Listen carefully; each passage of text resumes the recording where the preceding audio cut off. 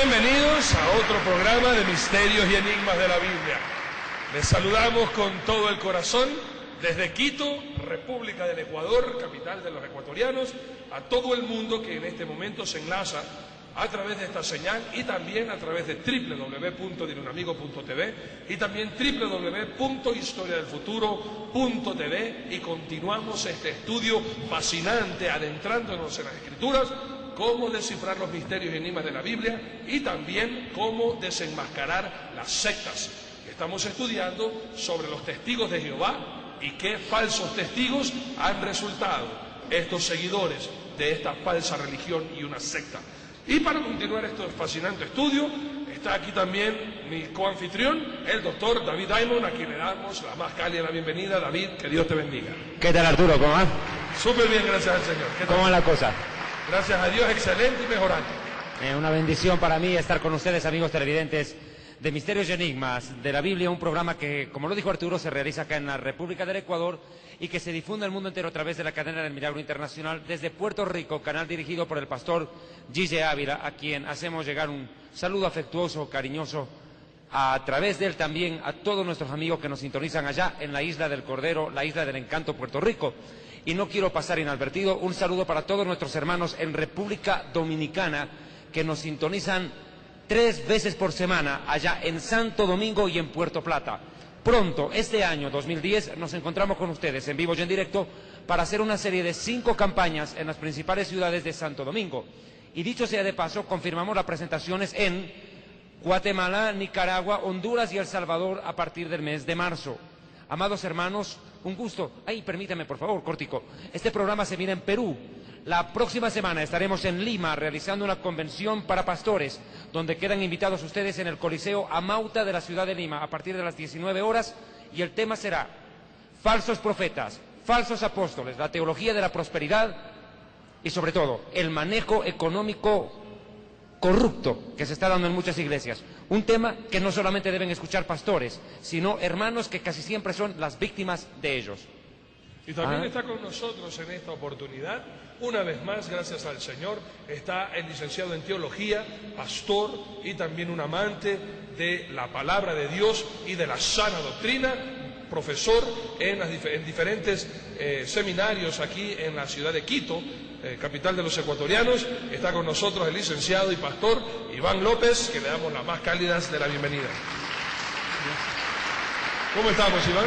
Bien, gracias. Muy bien, para mí un honor que el Señor me da estar en esta noche aquí. ¿Qué te pareció haber recibido tantos emails y tantas llamadas? Algo muy grato, sí, muy grato. Y es increíble, mis amados, y acuérdense que nuestros emails están a su disposición. Cualquier comentario, positivo o negativo, con mucho gusto, y en el nombre del Señor lo recibimos, para mejorar nuestra calidad de presentación a ustedes, amados hermanos, a quien respetamos y por quien estamos dispuestos a instruirles correctamente en la palabra de Dios y advertirles de las falsas sectas que cada vez, hermanos míos, se están multiplicando, y para que usted esté buscando una iglesia de sana doctrina. Acuérdese que estas enseñanzas no es para que usted desista de ir a la iglesia ni se desmotive de ir a la iglesia. Estos mensajes para que usted no asista a una secta y busque una iglesia de sana doctrina y permanezca y valore su iglesia, su pastor, le ame, le llame por teléfono, esté ahí con él, apoyándole a los de sana doctrina. A los de falsa doctrina, mándelos a trabajar. Y usted no mantenga vagos, y peor, a mentirosos y delincuentes. Pues bien, vamos a continuar en esta preciosa enseñanza. ¿Cuándo me vas a acompañar a Honduras y Nicaragua? Cuando me invites, David. Pues ya, pues, compadre, la invitación está hecha, solamente definir porque los hermanos te están esperando, ¿eh? Si desean que este servidor esté sirviéndoles a ustedes, pues tienen nada más de avisarle a Davidchito, y ahí estamos para darle palo a todos estos rateros que en el nombre de la fe se han hecho millonarios a costilla de la pobreza y la necesidad de la gente. Y este mensaje va bien claro a estos ladrones de la fe: pónganse a trabajar porque su negocio se acabó. Oye, ¿no? Y en Salvador, en la República del Salvador, este programa tiene tanta audiencia, Iván, y ha sido una tremenda bendición. Y te cuento que allá las hermanas suegras lo estiman mucho, Arturo Norero. Tal es así que una de ellas, ¿sabe qué me dijo? Saludos, por favor, al pastor que parece osito de felpa. Hago presente para que vean que sí, yo le dije, en El Salvador, en la ciudad de La Unión, en El Salvador. Hermana, acuérdese, me pidió que le salude. Ahí está. Muchas gracias.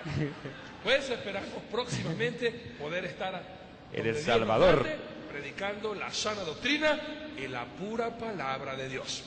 Pues bien, vamos a aprovechar Biblia, papel y lápiz y una actitud enseñable y vamos a escudriñar, mis amados hermanos, lo que dice la palabra de Dios. Para adentrarnos en esta tercera entrega sobre los testigos de Jehová y las falsas doctrinas, es importante esta preocupación que tenía el mismo apóstol Pablo. La palabra del Señor tu Dios en el libro de Hechos, capítulo 20, versículos 28 al 30, vamos hasta el 31. Hechos, capítulo 20, 28 al 31. Miren la preocupación, hace 2000 años y pico, el apóstol Pablo tenía esta preocupación. Leo. Por tanto, mirad por vosotros y por todo el rebaño en que el Espíritu Santo os ha puesto por obispos para apacentar la iglesia del Señor, la cual Él ganó por su propia sangre. Porque yo sé que después de mi partida entrarán en medio de vosotros lobos rapaces, que no perdonarán al rebaño, y de vosotros mismos se levantarán hombres que hablen cosas perversas para arrastrar tras sí a los discípulos. Por tanto, velad, acordándoos que por 3 años, de noche y de día, no he cesado de amonestar con lágrimas a cada uno. O sea, dése cuenta, el apóstol Pablo, de pronto usted dice, ya no se le carguen tanto a las sectas. El apóstol Pablo 3 años de día y de noche les martillaba a los discípulos la sana doctrina. ¿Para qué? Porque él estaba consciente que cuando él se iban a levantarse de entre el mismo rebaño habladores para engañar a la gente y de esa manera vivir a costa de ellos. Pues bien, vamos a hablar de estos lobos rapaces del cual el apóstol Pablo Arturo, tenía preocupación, David. Con todo el respeto y el amor. Arturo, mira, aquí hay un detalle bien interesante. En el versículo 33, mira lo que dice Pablo, por favor, podés leerlo. Mira lo que dice Pablo, escuche, léelo. Ni plata, ni oro, ni vestido de nadie he codiciado. Y lo dice un apóstol bíblico. Y hoy en día los apóstoles falsos codician el oro, codician la plata, las casas, los autos, los celulares, las joyas, todo de la gente. Y ellos utilizan un versículo de la Biblia. ¿Sabes cuál? Usted quiere ser bendecido, Arturo, sacrifíquese, porque más bienaventurado es dar que recibir. Y mire cómo predicaba el mismo versículo Pablo en el versículo 35, que predicaba al revés. En todo os he enseñado que, trabajando así, se debe ayudar a los necesitados. Y recordar las palabras del Señor Jesús que dijo, más bienaventurado es dar que recibir. O sea, Iván, que los apóstoles bíblicos daban, no es que pedían, daban, mira. Oye, y hay una cosa aquí también. Si usted lee Hechos capítulo 3, porque estos falsos apóstoles, en la actualidad, te dicen que como ellos son hijos de rey, tienen que vivir como príncipes. Ajá. Como ellos verdaderamente son siervos del Dios Altísimo, tienen que tener su carro. Pero lea bien clarito lo que dice Hechos 3. Usted recordará la curación del cojo, que estaba sentado a la hermosa en el templo, y que cuando llega Pedro y Juan, apóstoles, este hombre mirando le dice, bueno, te vas a caer con algo. ¿Qué fue lo que dijo Pedro y Juan? No tengo oro ni plata. Miren lo que dijo, no dice, yo tengo harta prosperidad, pacta conmigo para que Dios te bendiga. Eso no le dijo. No tengo ni oro ni plata, pero lo que tengo te doy. En el nombre de Jesús, levántate y anda. Le pidió caridad, le pidió un pacto, le pidió una seña. Los apóstoles entregando la fe gratuita sin hacer pactos. Qué interesante, ¿no? Sí, bueno, de hecho es bueno recordar que la palabra pacto en el idioma original de la Biblia, el hebreo, es berit, y significa literalmente cortar en pedazos. Es decir, cuando Dios pactaba con alguien, por ejemplo, cuando pacta con Abraham, Dios le llama, Abraham sacrifica un animal, ¿verdad? Y corta en pedazos a ese animal y hay sangre.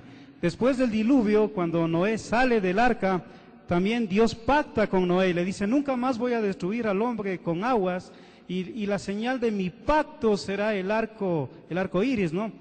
Y ustedes van a ver en la Biblia que también Noé mata a un animal y hay sangre. en la circuncisión, de igual manera hay sangre en el pacto que Dios hace con Abraham. Entonces, berid en hebreo significa cortar en pedazos, es decir, derramar sangre. Pacto no tiene nada que ver con dinero.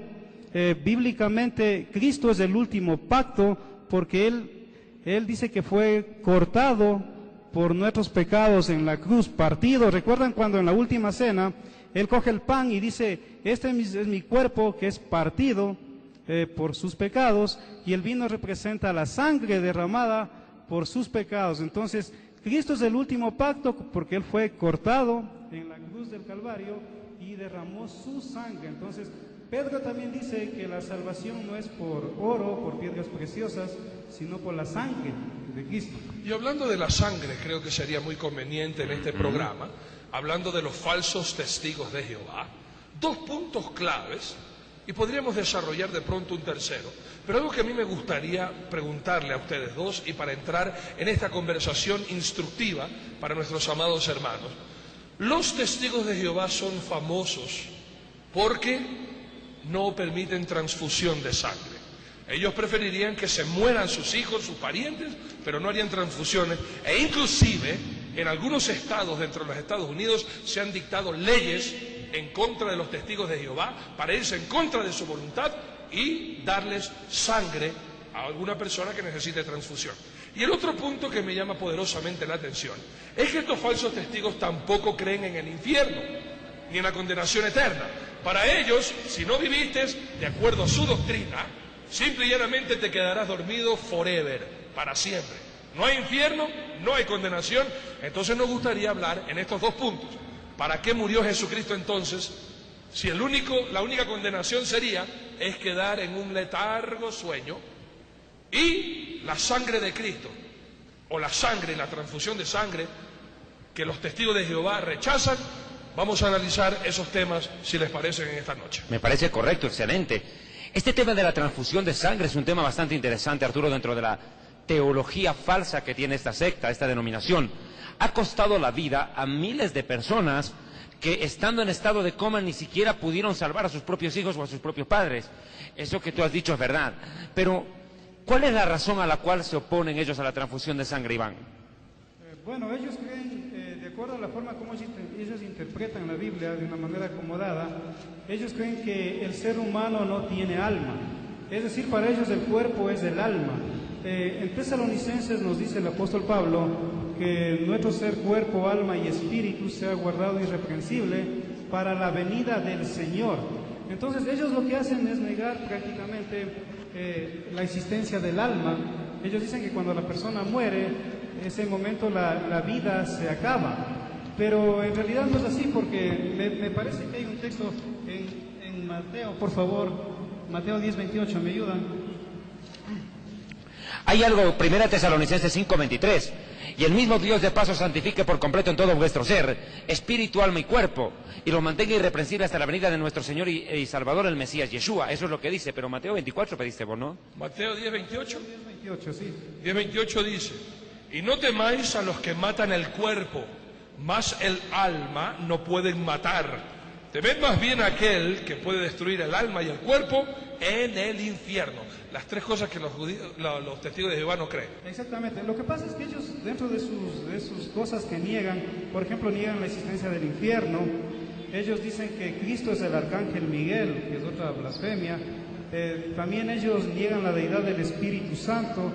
También ellos dicen de que en las fechas que ellos han dado los supuestos profetas, Cristo ya vino y ya está gobernando. También ellos construyeron una mansión en San Diego por el año 1940 y la vendieron porque, según ellos, los patriarcas Abraham, Isaac y Jacob iban a venir a habitar allá, y la vendieron muy callados, porque ni siquiera los testigos de Jehová saben eso, solo los ancianos de Brooklyn. Era una casa con piscina, ¿no? Sí, era una casa con piscina muy lujosa, porque de acuerdo a las supuestas revelaciones de Charles T. Russell, en los 6 tomos que él escribió, los patriarcas Abraham, Isaac y Jacob iban a venir a vivir en San Diego. Se perdieron, nunca llegaron. Nunca llegaron, y de hecho los 6 tomos que escribió Charles T. Russell lo tienen bien escondidos, porque es una vergüenza para ellos, porque no se cumplió nada de lo que ahí dice. Bien, esto es importante que todos ustedes conozcan hechos. El que le va a tocar la puerta, él o ella, generalmente son ellas, no conocen estas verdades. Por eso es bonito cuando ellos ven a enseñarle la doctrina, usted siente y le diga, a ver, ve acá pajarita, déjame enseñarte quién fue Russell, quién fueron los fundadores de esta secta a la cual tú perteneces. Y después vamos a deshacer la doctrina falsa que tú conoces. Entonces, ¿qué hay con la sangre, David? Ellos entienden Levítico 17:11. ¿Okay? ¿Lo tenés a mano? Sí. Porque la vida de la carne en la sangre está. Y yo os la he dado para hacer expiación sobre el altar para vuestros almas. Y la misma sangre hará expiación de la persona. Pero lo más impresionante es de que ese mismo versículo denuncia su falsa doctrina, porque Levítico 17:11 afirma que el poder de la sangre es de expiar, es decir, de quitar de en medio el pecado para expiar el alma, el pecado del alma, pero ellos niegan que el alma exista. Ese es el problema. Ellos dicen que el ser humano no tiene alma. Y de pronto la contradicción de ella está en el libro de Levíticos capítulo 17, versículo 12. Levítico 17, 12, que dice, por tanto he dicho a los hijos de Israel, ninguna persona de vosotros comerá sangre, ni el extranjero que mora entre vosotros comerá sangre. Entonces aquí está la prohibición de ingerir alimentos hechos con sangre de animales. Pero eso tiene que ver algo con la transfusión de sangre. No, es que ellos entienden que en el momento en el cual una persona hace transfusión de sangre a otra, lo que está haciendo es tomar el lugar de Dios al dar vida a otro. Ellos entienden que eso no es atribución de nadie, pero aquí hay un problema. En Juan capítulo 15, versículo 13, el Mesías dice, nadie tiene mayor amor que este, que cada uno ponga su vida por sus amigos. Y si la sangre está en la vida, negarle vida a tu hermano es un pecado.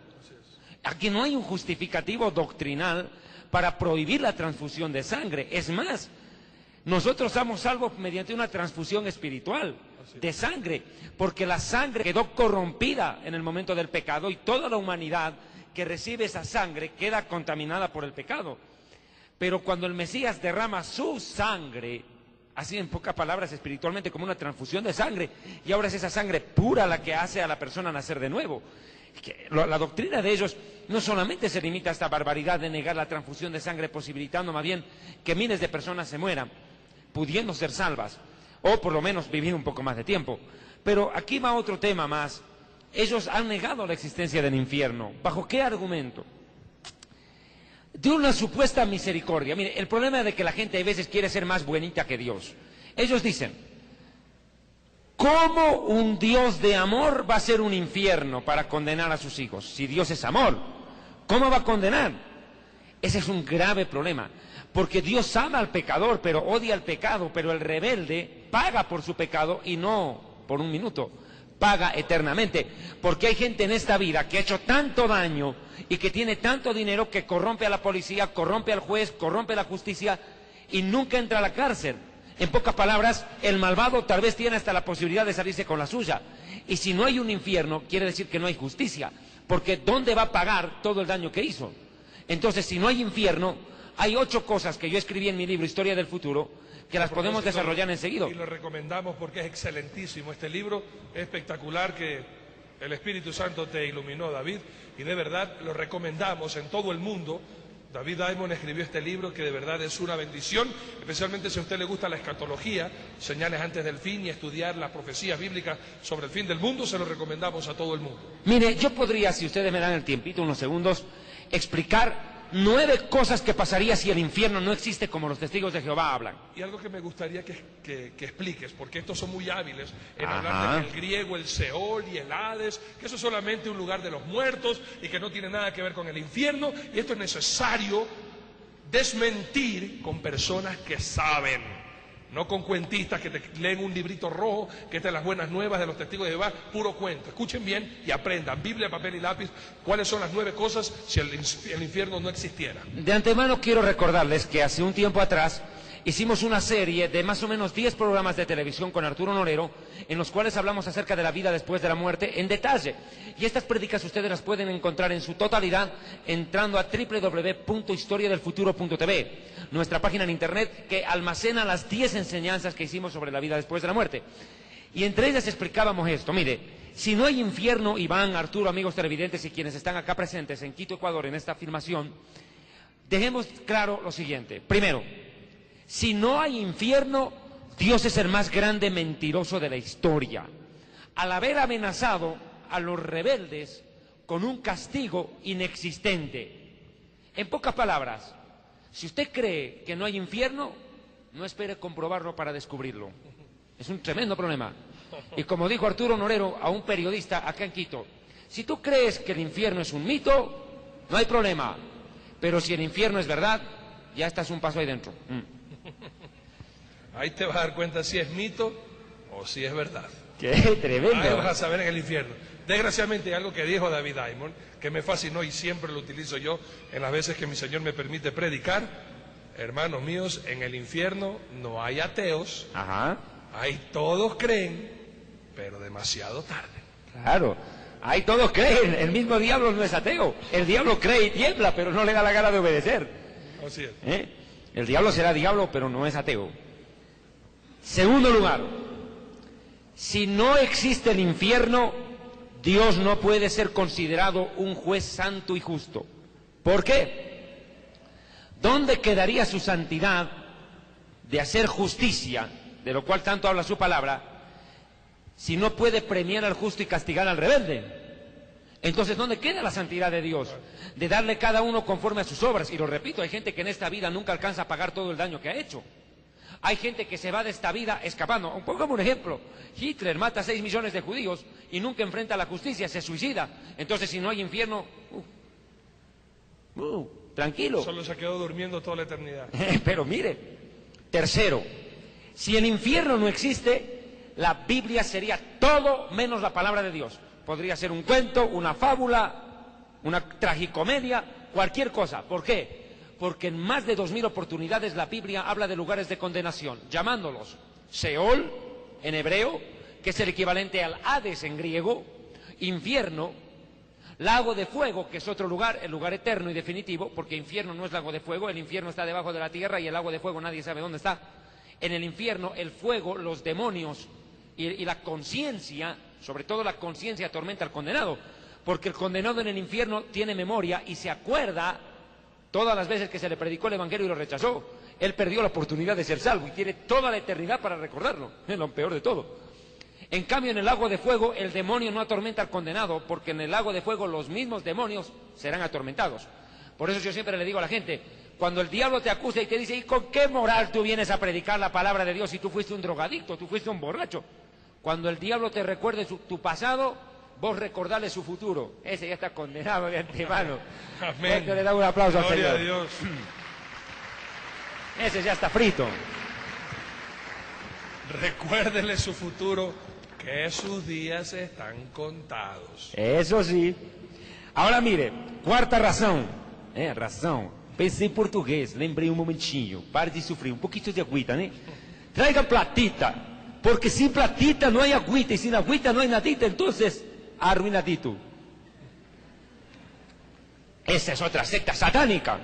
Y ya se cambiaron de nombre de nuevo. Ya no se llaman Pare de Sufrir, se llama Centro de Ayuda Espiritual. Claro, debe ser que ayudan más rapidito a la gente a llegar al infierno. Bueno, pero así se llaman. Ahora cambiaron de nombre. Bueno, vuelvo al tema. Cuarta razón. Jesús, Yeshua, el Mesías, habló más del infierno y del lago de fuego que del mismo cielo. ¡Uy! Habló más de la condenación que del lugar de salvación que es el cielo.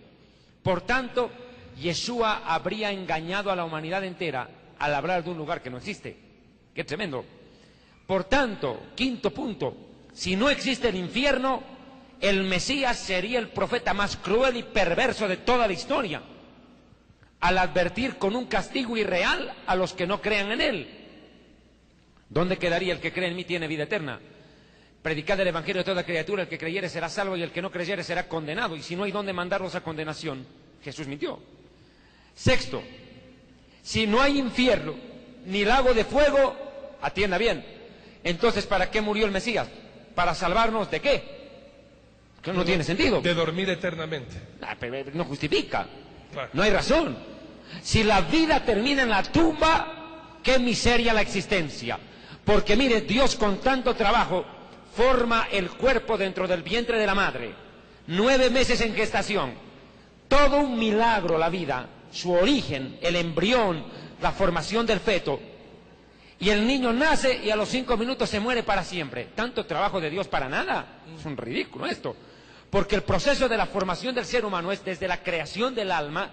Dios le dice a Jeremías capítulo 1 verso 5, antes que te formara te santifiqué, antes que nacieras te di por profeta a las naciones. O sea que la vida del ser humano no comienza con la concepción, comienza con la creación del alma.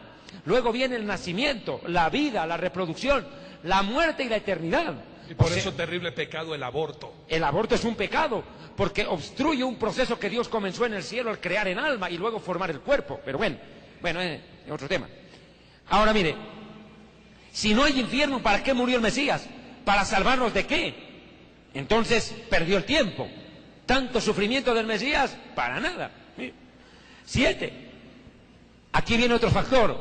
Si no existe el infierno, ni el lago de fuego, ¿qué sentido tiene predicar, creer, practicar la santidad y el amor si siendo unos malvados, adúlteros, asesinos, criminales o lo que sea, seremos premiados por Dios y entraremos al cielo como si fuera un supermercado? Todos entran, bienvenidos.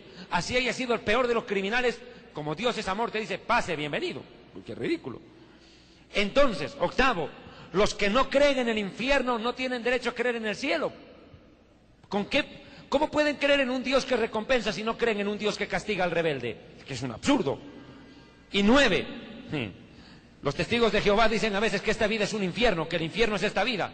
Pero yo nunca he visto a un testigo de Jehová echar fuego y apestar azufre. Bueno, si este es el infierno, ¿por qué no se quedan?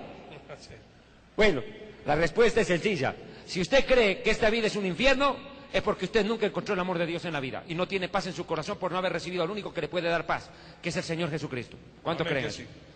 Ahora, si me permiten, antes de darte a ti el pase, es importante, si me permites, David y Iván, darles citas bíblicas para que ustedes vean todo lo que David acabó de corroborar ahora en su libro. Vamos a verlo en la palabra de Dios.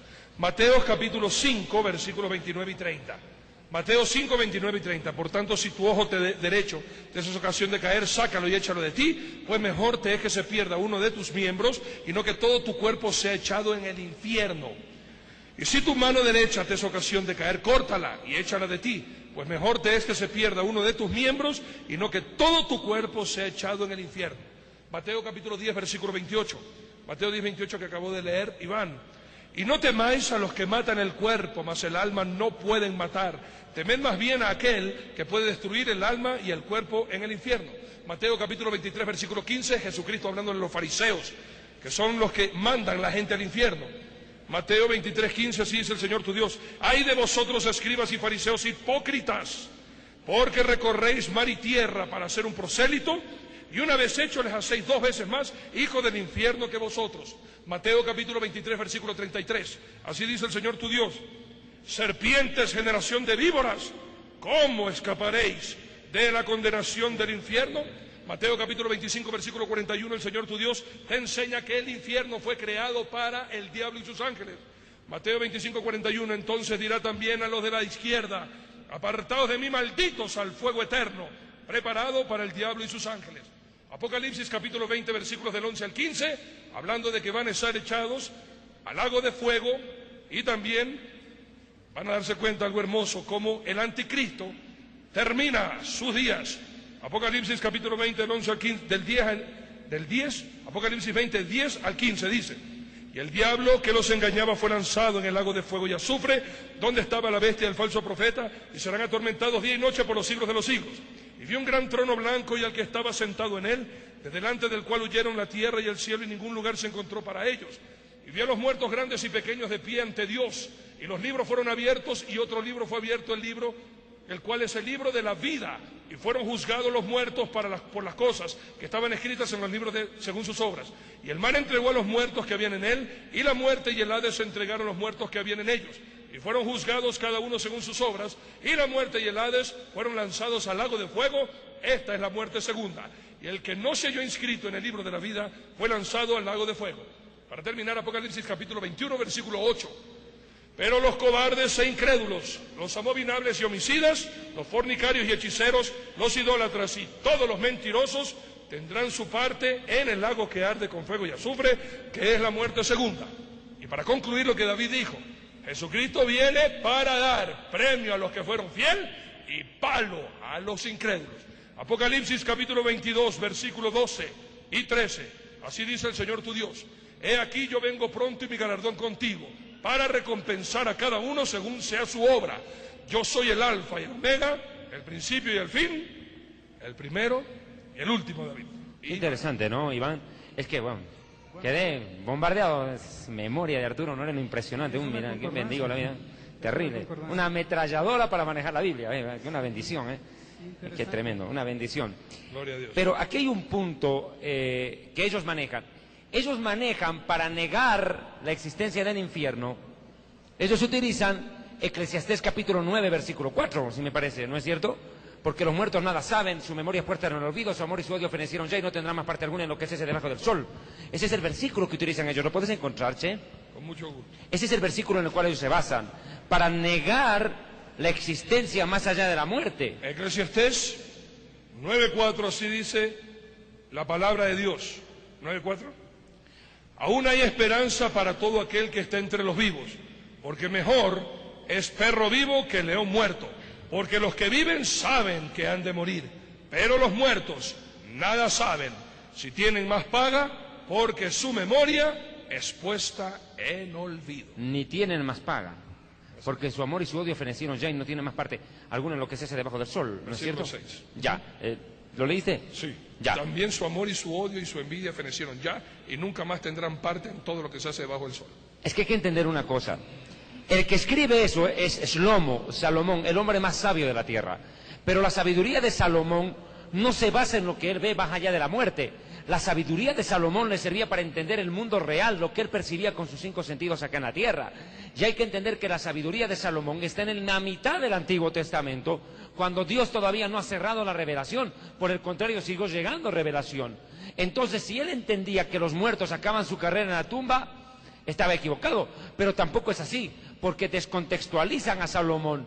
Porque si tú miras Eclesiastés capítulo 3, versículo 10, el mismo Salomón dice que Dios puso eternidad en el corazón del ser humano. Léelo, a ver. Eclesiastés 3:10. Sí. Así dice el Señor: yo he visto el trabajo que Dios ha dado a los hijos de los hombres para que se ocupen en él.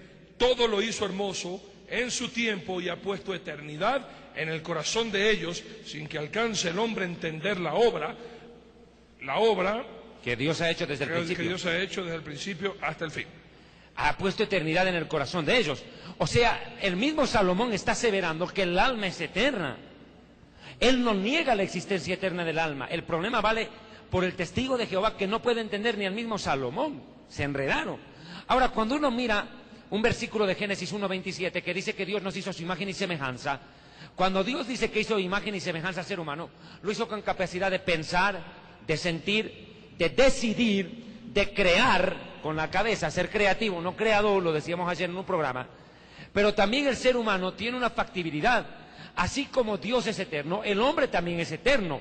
El hombre no acaba su periplo en la tumba. Ese es el error de los testigos de Jehová, que ellos entienden que todo llega hasta la tumba cuando... Mire, yo siempre le digo a los testigos de Jehová lo siguiente, mi amado Arturo, escuche. Mire, es lo siguiente. Cuando un testigo de Jehová a mí me dice, yo no creo en el infierno, yo le digo, espérate a morirte, ahí vas a creer, pero no vas a poder salir. Eso. Pero, y es verdad que aquí tenemos que pensar algo, Iván. Si el infierno no existe, ¿para qué murió Jesucristo? Bueno, en realidad vale aclarar algo. O sea, el infierno originalmente Cristo lo menciona, ¿no? Que fue creado para Satanás y los demonios que se dividieron en la presencia de Dios. Ahora notemos algo. Cristo menciona el infierno, dice para Satanás y sus demonios. En Apocalipsis, en el último capítulo, estamos viendo que de igual manera son enviados, se cumple lo que Cristo dice. Entonces, el motivo principal de Dios cuando crea el infierno no es para el hombre, es para Satanás y para los demonios. Entonces, en el hebreo de rato se mencionaba Seol, ¿sí? El lugar de los muertos, pero Seol en el hebreo original da el sentido de sepulcro, pero también da el sentido de un lugar en el interior de la tierra. Entonces tiene esos dos significados, Seol. Entonces el testigo de Jehová normalmente le dice, Seol es solamente la tumba, el sepulcro, pero no es así. Seol, tumba, sepulcro o un lugar dentro de la tierra. Esos son los dos significados en el Seol. La Septuaginta, que es ya la Tanaj griega, por el año 250 a.C., ya traduce el Hades. Sí, ¿por qué? Porque en los griegos Hades era el lugar de los muertos. El dios de la muerte. El dios de la muerte. Incluso narra la mitología griega que los griegos nunca, el momento que ellos morían, los enterraban a los muertos o los incineraban. Por eso es bueno dar un consejo en este punto. Nunca es bueno que un cristiano incinere a sus muertos. A veces yo he visto que hay personas cristianas que incineran por pedido de sus familiares al muerto y riegan su polvo en el mar, en la montaña donde él haya pedido. Pero los griegos hacían eso antes de Cristo, incineraban a sus muertos. Usted va a ver en la Biblia que cuando muere Abraham, cuando mueren los patriarcas, incluso compraron un lugar. La cueva de Macpelá. Muy bien, y ahí se les enterraba completamente con sus cuerpos, porque para Dios es importante cuerpo, alma y espíritu. O sea, Dios es un Dios que nos salva en lo integral. Entonces ya la Septuaginta traduce como Hades, pero en el sentido de Hades, el testigo de Jehová dice que significa también sepulcro. En cierta forma sí, pero también significa lugar insaciable.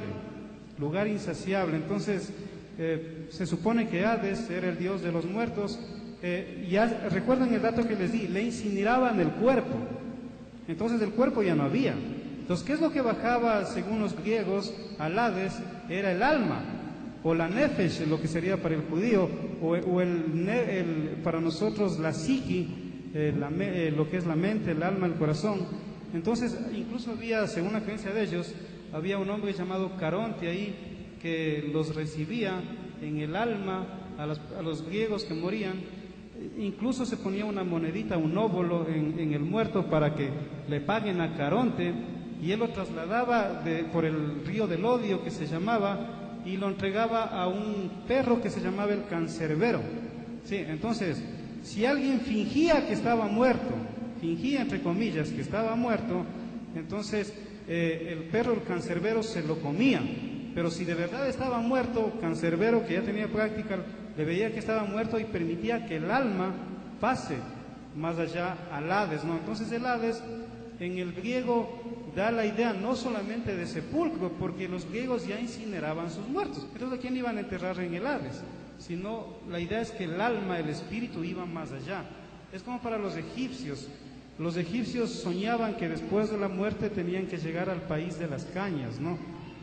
El otro día hablábamos un poquito del papiro, del rollo de los muertos, del papiro egipcio, donde habían conjuros, muchos conjuros, donde en ese papiro se le ponía a la persona muerta abrazando el papiro, y en el papiro habían tantos conjuros, cosa que cada vez que se le aparecía a algún dios, según la creencia egipcia, ellos decían los conjuros y podían ir avanzando. Sí, pero usted va a notar que de igual manera en el libro egipcio de los muertos, ellos anhelaban llegar con su psiqui, con su alma y también con todo su ser a un lugar llamado el país de las cañas. Para los griegos, a los licios, o sea, igual manera algo parecido, un lugar muy bello, muy hermoso. Para el cristiano el cielo sería, ¿no es cierto? Entonces, en el sentido de Hades, lo correcto es sepulcro, sí, pero también es un lugar donde están las almas que no han obedecido a los dioses.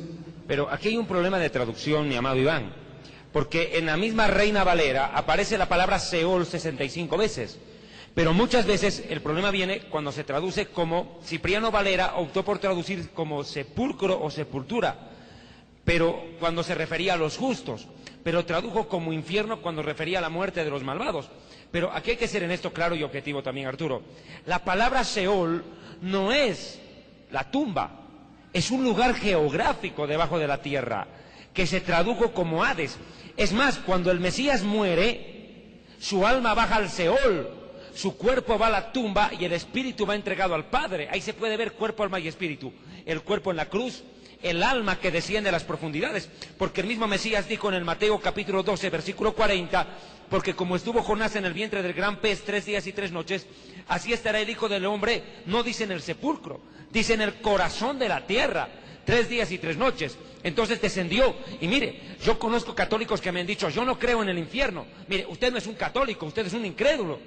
Porque el mismo católico dice, descendió a los infiernos, padeció bajo el poder de Poncio Pilatos, descendió a los infiernos y al tercer día resucitó de entre los muertos. O sea que el católico cree en el infierno, cree por doctrina. Ahora, mire, aquí hay 2 puntos a tocar. La palabra Seol se traduce como la morada de la muerte, del dios de la muerte. Hades era el dios de la muerte en la mitología griega, como bien lo ha dicho Iván. Los judíos, cuando queríamos traducir la palabra Seol al griego, hallamos lo que él dijo, que los griegos cometían un pecado que hoy es común, quemar cadáveres. Está prohibido. Amós capítulo 2 verso 1 prohíbe la incineración cadavérica. Ese es un pecado. Yo puedo entender que lo haga un escéptico, uno que no leyó la Biblia, pero que un hijo de Dios queme un cadáver es un pecado. Mire, Amós 2:1, así ha dicho Jehová, por 3 pecados de Moab y por el 4 no revocaré su castigo, porque quemó los huesos del rey de Edom hasta calcinarlos. O sea, había sido pecado la incineración cadavérica. Ahora uno entiende que si explota un avión ya es otra cosa, pero no deliberadamente. Bueno, entonces, mira, Iván, lo que pasa es esto. La palabra Seol era muy difícil de traducir por el concepto cultural judío de la palabra, que no encajaba con la mitología griega. Entonces, ¿qué hicieron los judíos en la Septuaginta? Preguntan a los griegos y les dicen, oye, ¿y ustedes qué creen de la muerte? Que existe un dios llamado Hades, el dios de la muerte. Bueno, entonces traducimos Seol como Hades. ¿Cómo se lo demuestro? Salmo 16:10, cuando Yeshua muere, el Mesías muere, su alma va al Seol, léelo. Porque no dejarás mi alma en el Seol. Mi alma, no dice el cuerpo, el alma. Mi alma en el Seol, ni permitirás que tu santo vea corrupción. O sea que el cuerpo no se corrompa en la tumba. O sea, el cuerpo se puede corromper, pero el alma desciende hasta el Seol, y el Eterno evita que el cuerpo del Mesías se corrompa. Entonces, en Hechos 2:27, esta profecía es tomada, pero mire la palabra que se usó para traducir. Hechos 2:27, ya no aparece Seol. Hechos 2:27, así dice el Señor, porque no dejarás mi alma en el Hades, ni permitirás que tu santo vea corrupción. O sea que Seol se traduce como Hades, y Hades no es tumba. Y aquí yo quiero tocar 2 puntos que me parecen importantísimos destacar, Iván Amado. La palabra sepulcro en el hebreo no es Seol, es Keber. Keber. Y la palabra Keber aparece en el hebreo, mire, por eso se lo recomiendo este libro Historia del Futuro, para que vea el detalle, en la página 291 de mi libro. En Isaías 53, versículo 9, aparece Keber. Isaías 53. 9, cuando el Mesías muere, ¿dónde llevan el cadáver? Ahí dice. Así dice el Señor tu Dios. Y se dispuso con los impíos su sepultura, mas con los ricos fue en su muerte, aunque nunca hizo maldad ni hubo engaño en su boca. O sea que llevan el cadáver a la tumba o keber o sepulcro. Sepultura es lo mismo que keber. Y le voy a dar un detalle más. Escuche. La palabra Seol en el hebreo no admite plural. O sea, yo no puedo decir Seoles, que sería Seolim. No existe. No hay eso, no hay. El mismo idioma hebreo en el cual fue inspirada la Biblia no admite plural para la palabra Seol, pero sí para la palabra tumba. O sea, que el Seol es un lugar único, en cambio las tumbas pueden ser muchas. Usted va a un cementerio y es todo un edificio, todo un vecindario eso. Keberim. Keberim, sería muchas tumbas. En un cementerio hay mucho muerto. Y yo nunca he visto a un muerto cometer adulterio al saltar de tumba en tumba. ¿Es verdad? O sea, quiere decir que su cuerpo está ahí, pero su alma... Hay muertos que son más santos que cristianos. Claro, sí, eso sí estoy correcto. Isaías 5:14, ¿qué dice, por favor, en esa versión? Isaías 5:14. Isaías 5:14, así dice la Biblia. 5:14. Por eso ensanchó su interior el Seol, y sin medida extendió su boca. Y allá descenderá la gloria de ellos, y su multitud, y su fausto, y el que en él se regocijaba. Claro, entonces, en la versión de ellos, por ejemplo, dice así: por lo tanto el Seol ha hecho espaciosa su alma, ¿sí? Su alma, y ha abierto bien su boca más allá del límite, y lo que en ella es espléndido también su muchedumbre, y su alboroto. Qué interesante, su muchedumbre y su alboroto, y el alborozado ciertamente bajarán a él. O sea que se contradice. Se contradice, claro, justamente, Isaías 5:14, ¿no? Qué increíble, mira, qué tremenda contradicción. Los mismos Por- testigos de Jehová están en su Biblia. Claro, Mira, pero aquí presenta algo como si el Seol tuviera alma, porque dice, por lo tanto, el Seol ha hecho espaciosa su alma. El Seol no tiene alma, lo que hace es recibir almas. Y la Biblia dice en Proverbios, hay 3 cosas que nunca se sacian y una de ellas es el Seol. Proverbios capítulo 30. Qué velocidad para encontrar versículos, Arturo, realmente yo me sorprendo, gloria a Dios. Qué bárbaro. Gloria a Dios, mijito. Ya quisiera yo saber la mitad de la cantidad de versículos que cuate sabe en la cabeza. ¿Eh? ¿Queremos ver cuál? ¿Cuál era? Proverbios 30, pues. Cuando dice, 3 cosas dicen, dame, dame, dame, y una de ellas es el Seol, que nunca se sacia, la matriz estéril, la tierra que nunca se sacia y el Seol. No está, Siempre hay campo ahí dentro. no está ahí en Proverbios 30. ¿No está? Bueno, ya, después nos vamos a encontrar Lo con busco eso. enseguida. Ya. ¿Qué iba a decir yo? Otro detalle, Iván. La palabra tumba también conocen los griegos. Ellos tenían los famosos partenones griegos, ¿verdad? Eran lugares donde tenían... Sus estudios. Bueno, ok.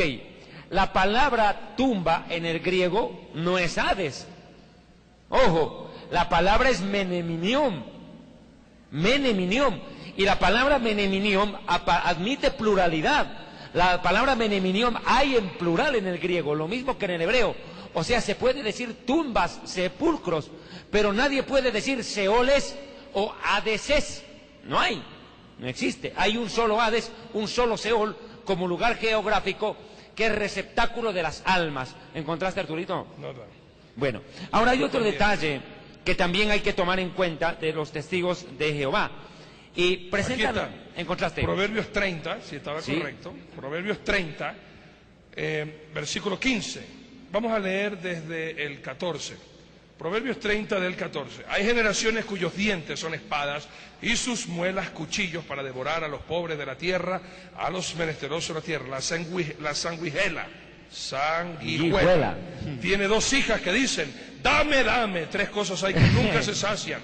Aún la cuarta nunca dice, basta. El Seol, la matriz estéril, la tierra que no se sacia de aguas y el fuego que jamás dice basta. Y esto fue escrito por Salomón, acuérdense, y en aquel entonces no estaban los de Pare de Sufrir, ni los falsos apóstoles, si no hubiera puesto 4 cosas. Los falsos apóstoles que le dicen a la congregación, dame, dame. Así que aquí adelante usted conoce un apóstol, dígale, apóstol, dame, dame, venga para acá. ¿Ya? La 4 iglesia, cosas que nunca se casan y nunca se sacian. la iglesia del dame, dame. De la iglesia del dame, dame. Tenga cuidado. Dame, dame. Bueno, aquí hay otro problema. ¿Decías algo? Sí, bueno, la Biblia nos habla del Seol, del Hades, del Gehenna, del abismo y del Tártaros, como sinónimos de infierno. Yo les invito a abrir la Biblia en Segunda de Pedro, capítulo 2, versículo 4, por favor. En esa versión, Arturo, que dice segunda de Pedro 2:4, y vamos a ver qué es el Tártaro. El Tártaro da la idea acá en la Biblia de que es un lugar incluso más profundo que el mismo Seol, que el mismo Hades. Segunda de Pedro 3:4. 2:4. 2:4. Así dice el Señor tu Dios. Porque si Dios no perdonó a los ángeles que pecaron, sino que arrojándolos al infierno, los entregó a prisiones de oscuridad para ser reservados al juicio. O sea que esperan juicio en el infierno, no es que duermen. Sí, y aquí dice la versión de ellos, literalmente la versión, porque no es Biblia, no, es una acomodación de ellos nada más. Eso es una fábula. Ciertamente, si Dios no se contuvo de castigar a los ángeles, recuerden que los ángeles no tienen cuerpo. Ellos se pueden posesionar en un cuerpo, pero no tienen cuerpo. Entonces está aquí la palabra diciendo que si Dios no castigó a los ángeles que no tienen cuerpo, sino que pecaron, sino que los echó en el Tártaro, en la misma versión de ellos, los entregó a hoyos de densa oscuridad, más profundos, para el día del juicio reservados, y no se contuvo de castigar incluso al mundo antiguo en la época de Noé. De igual manera les castigará como en el caso de los de Sodoma y Gomorra. Es decir, aquí ellos están diciendo, bueno, la palabra, pero ellos lo dicen así, entonces... El Tártaro es un lugar que incluso da la idea de estar un poquito más abajo del mismo Hades. donde están los mismos espíritus, algunos espíritus que pecaron pero que no tienen cuerpo.